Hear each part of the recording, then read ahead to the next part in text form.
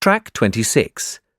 We are all familiar with the nuclear family, which has been the dominant family structure in the UK for the last 60 years at least.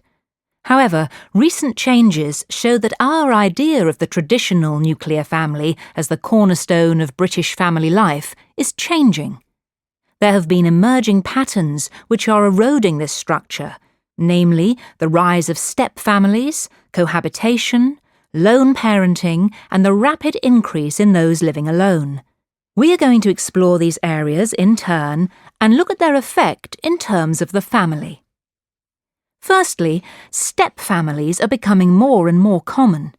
Step families are created when one or both partners have a child or children from a previous relationship.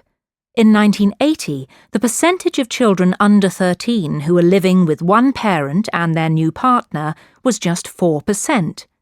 In 2008, this figure had increased to 20%. The USA has seen an even greater rise. New statistics show that almost half of under 13s are living in a step family.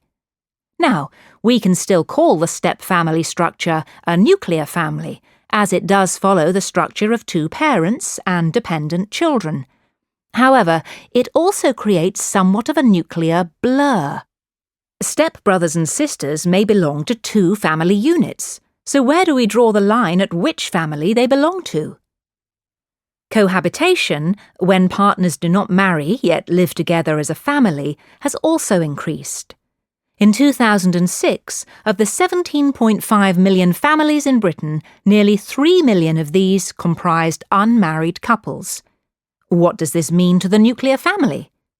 Firstly, the traditional view of a nuclear family requires married parents, so we can't put these types of family under this umbrella.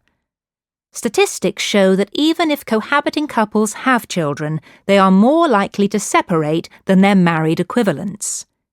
Lastly, we need to look at the rise of the DINKs, which stands for Dual Income, No Kids. As Clark and Henwood outline, many cohabiting couples are choosing a life without children, putting consumer spending first. Lone parenting is a relatively recent family structure, which has rapidly grown in the last half-century. In 1972, only 1 in 14 children lived in a lone parent family. When we compare this with today's figure of 1 in 4, we can see that this is a rapid increase. In the past, lone parenthood was overwhelmingly the result of a death of a parent. Nowadays, however, it is increasingly a choice. Some sociologists argue that this increase is due to the outlook of women. Where women once were willing to accept an unhappy or abusive marriage, now many will choose lone parenthood. Often, this can be just a transitory phase before they find a new partner. This view of women's attitudes and lone parenting is highly debated because some figures show that the largest group of lone parents are mothers who have never married. You can find counter-arguments for these ideas in Butler and Jones. One difficulty for single parents is that they are a social group who are much more likely to suffer from poverty and hardship. They are more likely to live in rented accommodation and have childcare issues. Lastly, an increasing number of people are choosing to live alone. The number of people living alone in Britain has more than doubled in the last 20 years. In 1990, just over 4 million people lived alone. Now this figure has reached 8.5 million, an incredibly rapid growth which has had enormous effects on the traditional nuclear family. This number represents a great chunk of the population who, either by choice or necessity, are outside the traditional family unit. Some think that these changes may not help the community.